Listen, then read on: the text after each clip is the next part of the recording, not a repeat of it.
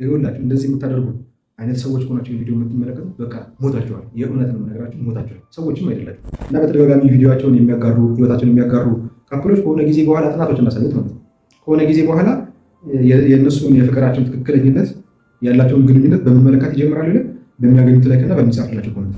ሶሻል ሚዲያ እና ፍቅር። ሶሻል ሚዲያ በጣም ተጽዕኖ እያሳደረባቸው ካሉ ነገሮች መካከል አንደኛው የፍቅር ግንኙነትና የትዳር ህይወት ነው። ስለዚህ ሶሻል ሚዲያ እንዴት ተጽዕኖ እያሳደረ ነው፣ እንዲሁም ደግሞ መፍትሄው ምንድን ነው የሚለውን ሀሳብ በዚህ ቪዲዮ አጠር አድርገን እንመለከታለን።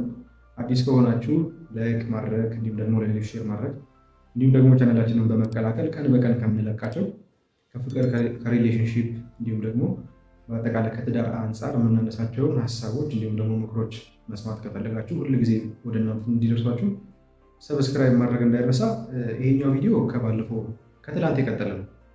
ትላንት በአጠቃላይ ስለ ሶሻል ሚዲያ ዛሬ ለምናነሳቸው ሀሳቦች መነሻ እንዲሆን የተወሰኑ ሀሳቦችን አስቀምጠናል። ምናልባት ያልተመለከታችሁት ሰዎች ከሆናችሁ መለስ ብላችሁ ብትመለከቱት ወይንም ደግሞ ይህን ቪዲዮ ከጨረሳችሁ በኋላ ገብታችሁ ብትመለከቱት በጣም ይጠቅማቸዋል። ስለዚህ እንደዛ አድርጉ። እንደተለመደው ጉባኤያችንን እንዳረፍ አድርገናል። ያው የቀጠለ ስለሆነ በዛው ቀጥዬ ነው ቪዲዮ የምሰራላችሁ። በአጠቃላይ እንዴት ተጽዕኖ እያሳደረ ነው ሶሻል ሚዲያ ወይም ሶሻል ሚዲያ ስንል ባለፈው እንዳልኳችሁ ትላንት እንዳልኳችሁ ቲክቶክ፣ ኢንስታግራም ሪልስ እንዲሁም ደግሞ ዩቲዩብ ሾርት የምንላቸው በአብዛኛው ማለት ነው ስለነሱ ስለምናወራ እንዴት ተጽዕኖ እያሳደረ ነው ብንል የመጀመሪያው ተጽዕኖ እያሳደረ ያለበት መንገድ አንደኛ ፍጹም የሆነ ግንኙነትን መጠበቅ ስማቸው ፍጹም የሆነ ግንኙነትን እንድንጠብቅ አድርጎናል። ይህ ማለት ምን ማለት ነው? በቃ ሰዎች በተፈጥሮ ፍጹም አይደለንም፣ ግን ደግሞ ሶሻል ሚዲያ ላይ የምንመለከታቸው በተለይ ካፕል ኮንተንቶች በቃ ሁሉ ጊዜ ፍጹም ናቸው። ትንሽ እንኳን ስህተት የለም፣ ትንሽ እንኳን የሆነ መቃቃር ምናምን የሚባል ነገር የለም እና ሰዎች በተደጋጋሚ እነሱን በተመለከቷቸው ቁጥር አሁን እነሱ እያሳለፉት ያለውን ውጣ ውረድ የሞላበትን ትክክለኛውን የፍቅር ህይወታቸውን ጥያቄ ውስጥ ያስገቡታል እና ግጭቶች በዛ አማካኝነት ይነሳሉ።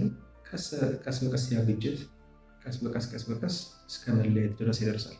የተፈቱ ትዳሮችም አሉ፣ የተፈቱ የፍቅር ግንኙነቶችም አሉ በዚህ ምክንያት። ስለዚህ አንደኛው የሚያሳድረው ተጽዕኖ ይሄ መሆኑን አውቆ ጥንቃቄ ማድረግ ተገቢ ነው ማለት ነው። ሁለተኛው ደግሞ ማለቂያ የሌለው አማራጭ መኖሩን ማሰብ። ይሄው ደግሞ በጣም በብዙ ሰዎች ላይ የሚታይ ነው። በጣም ብዙ ሰዎች አሁን ቲክቶክ ላይ ሊሆን ይችላል ሶሻል ሚዲያ ላይ ሲገልጡ በቃ የማያልቅ በሺ የሚቆጠሩ ቆንጆችን ይመለከታል።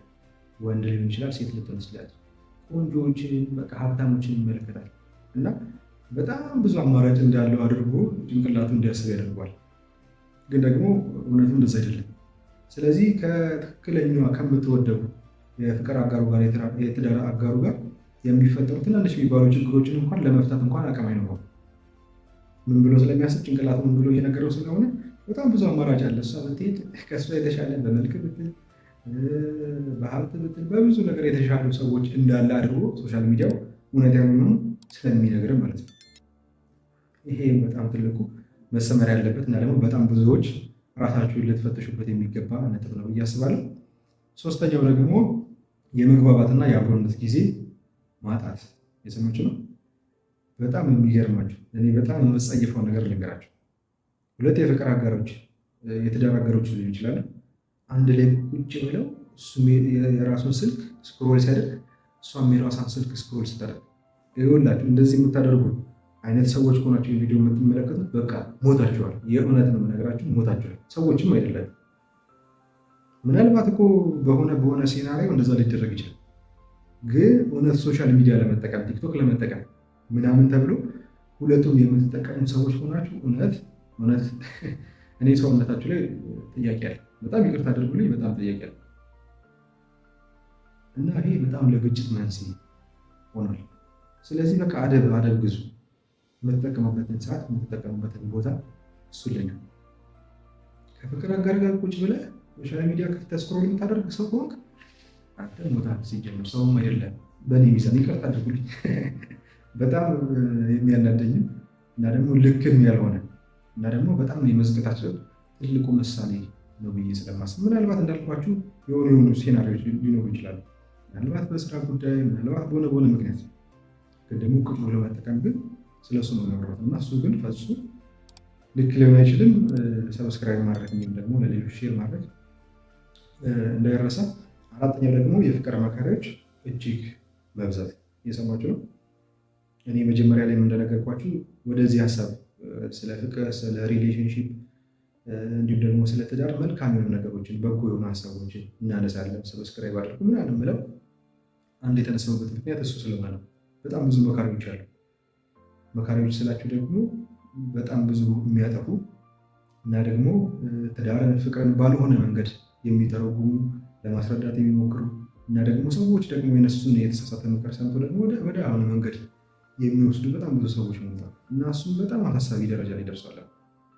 ስለዛ ነው ምናልባት የተወሰነ መጀመሪያ ቪዲዮ ላይ ስናገር እንደነበረው የተወሰነ መልካም በጎ ነገር ማስቀመጥ ከቻለ፣ የተወሰነ ሰዎችን መርዳት ከቻለ ብለን ነው ይሄኛውን አካውንት የከፈተው እና በጣም ብዙ መካሪዎች በዝተዋል። አሁን ፍቅር ያልሆነ አስተሳሰብ በተለይ አሁን አዳጊ ልጆች ምናምን እነሱን ሰምተው በቃ ልክ ትክክለኛው ሀሳብ ያ ነው ብሎ ስለሚያስቡ በጣም ብዙ ሰዎች ስለሚስልባቸው ማለት ነው እና እሱም አንዱ ችግር ነው። አምስተኛው ደግሞ የግል ህይወትን ለእይታ ማቅረብ። ይህም ደግሞ የሚገርማችሁ በሚያቀርቡት ሰዎች ላይ ራሱ የተደረገ ጥናት ነበር እና ለእነሱ ህይወትን በጣም ትልቅ ተጽዕኖ አለ እና በተደጋጋሚ ቪዲዮቸውን የሚያጋሩ ህይወታቸውን የሚያጋሩ ካፕሎች ከሆነ ጊዜ በኋላ ጥናቶች እንዳሳዩት ማለት ነው ከሆነ ጊዜ በኋላ የእነሱን የፍቅራቸውን ትክክለኝነት ያላቸውን ግንኙነት በመመለከት ይጀምራሉ ይላል በሚያገኙት ላይክ እና በሚጻፍላቸው ኮመንት አስቡት።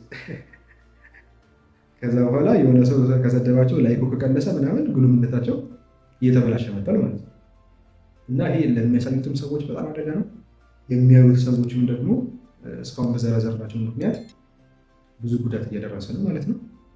በጣም በአጭሩ ምን እናደርግ የሚለውን ሀሳብ ብናስቀምጥ ትላንትም እንዳልኳችሁ የማትሰሩበት ከሆነ የሆነ ነገር የማታደርጉበት ከሆነ በተለይ ቲክቶክ ምናምን አጥፉ።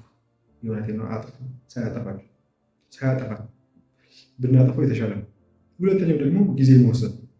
የምንጠቀምበትን ጊዜ የሆነ ሴት መድረግ በዚህ ጊዜ ትጠቀማለሁ ብላችሁ ስታደርጉ እና ደግሞ ለዛ ሴት ላደረጋችሁት ጊዜ ሰዓት ደግሞ ታማኝ መሆን እሱ መሰረታዊ ነጥብ ነው። ሁለተኛ ደግሞ የምናያቸው ነገሮች በሙሉ እውነት አለመሆናቸውን ተገንዘቡ። ትናንትም እንደነገርኳችሁ ሐሰተኛ ነገር ላይ ነው የሚገነው ሶሻል ሚዲያ እና 6 እጥፍ ሐሰተኞቹ ከትክክለኞቹ ይገናሉ ብያችሁ ነበር ትናንት። ስለዚህ በጣም በአብዛኛው የምንመለከታቸው ነገሮች የማስመሰል እና እውነተኛ ያልሆኑ ነገሮች እንደሆኑ እሱን እንድትረዱ ያስፈልጋል። ሁለተኛ ደግሞ ግንኙነትን በምን መያዝ ያስፈልጋል? በሚስጥር የፍቅር ግንኙነት፣ የትዳር ግንኙነት ልጅ ሲመጣ ሸፈን ተደርጎ ልክ እንደ እናቶቻችን ምክንያት ስላለው አይን ውስጥ መግባትም ብዙ ጥሩ አይደለም እና ግንኙነቱም እዛ ግንኙነት ውስጥ ያሉ ሰዎችም ሁሉ ነገራቸውን ለሶሻል ሚዲያ ካጋለጡ ለዛ ግንኙነት ያላቸው እርግጠኝነት፣ ታማኝነት ምናምን እየወረደ ይመጣል ማለት ነው። ስለዚህ በአጠቃላይ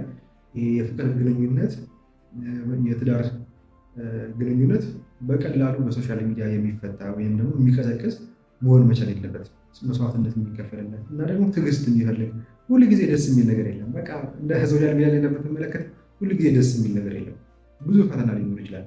ብዙ ከፍታ ዝቅታ ሊኖር ይችላል እና እነሱን እያዩ አለመረበሽ በጣም ወሳኝ ነጥብ ነው። ከቻላችሁ እንዳልኳችሁ ሁሉ ጊዜ ነው ይሄ የኔ ሀሳብ።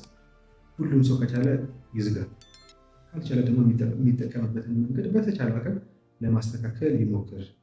ሰብስክራይብ ያላደረጋችሁ ሰብስክራይብ አድርጉ። እንዲሁም ደግሞ ለሌሎች ሼር አድርጉላቸው። ላይክ ማድረግ ደግሞ በኮመንት ሀሳባችሁን ማስቀመጥ እንዳይረሳ። አመሰግናለሁ።